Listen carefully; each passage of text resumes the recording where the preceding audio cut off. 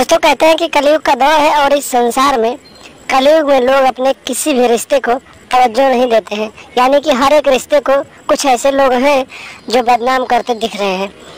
तो एक ऐसी घटना आपको आज बताने जा रहा हूँ जहाँ पर एक भतीजे ने अपनी सगी ही चाची के साथ ऐसा कुछ कर डाला जिसके बाद उसे अपनी जान गंवानी पड़ी। नमस्कार दोस्तों, स्वागत है आप सभी का हमारे ASN क्राइम अफेयर चैनल में। दोस्तों, रोहित नाम का एक 12 साल का लड़का था जो अपने चाचा और चाची के साथ दिल्ली शहर में रहता था। रोहित पढ़ाई करता था, सुबह अपने स्कूल जाता था, शाम को वापस आता था और फिर अपने चाची चाचा के साथ रहता था। दोस्तों, काफ़ी दिनों से रोहित अपने चाची चाचा के साथ दिल्ली में रहता था, वहीं पर रहकर पढ़ाई लिखाई करता था। धीरे धीरे रोहित बड़ा होता गया। दोस्तों, उसके चाचा एक फैक्ट्री में काम करते थे, सुबह 9 बजे चले जाते थे और शाम को 9 बजे ही वापस आते थे। दोस्तों, धीरे धीरे जब दिन बीतते गए, रोहित की उम्र बढ़ती गई तो रोहित के सर पर हवस का बोझ सवार होने लगा और फिर वो अपनी चाची को ही गंदी नजरों से देखने लगा। दोस्तों, ऐसे कुछ दिन बीतते गए। एक दिन की बात है, रोहित ने अपने रिश्ते की सारी हदों को पार कर दिया और अपनी दरिंदगी को पार करते हुए जब उसके चाचा सुबह 9 बजे अपनी ड्यूटी के लिए चले गए, उसके बाद उसकी चाची घर में अकेले लेटी हुई थी।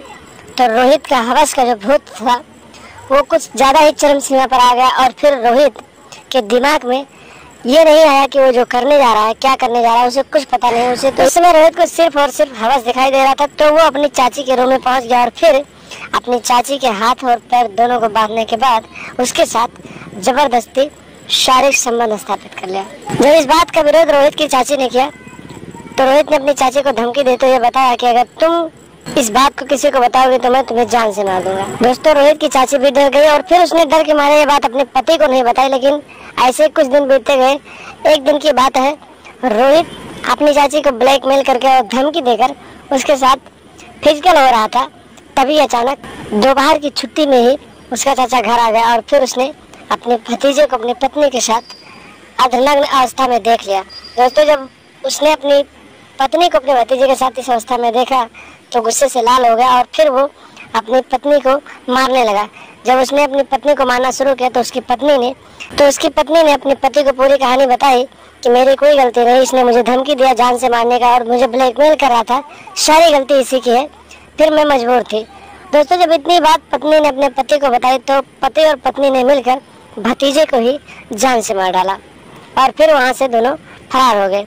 कुछ देर बाद इसकी सूचना प्रशासन को मिली। प्रशासन वहां पर पहुंच गई और फिर उन्होंने भतीजे की लाश को पोस्टमार्टम करवाया और फिर चाची चाचा को हिरासत में लेकर पूछताछ करने के बाद आगे की कार्रवाई के लिए जेल में डाल दिया।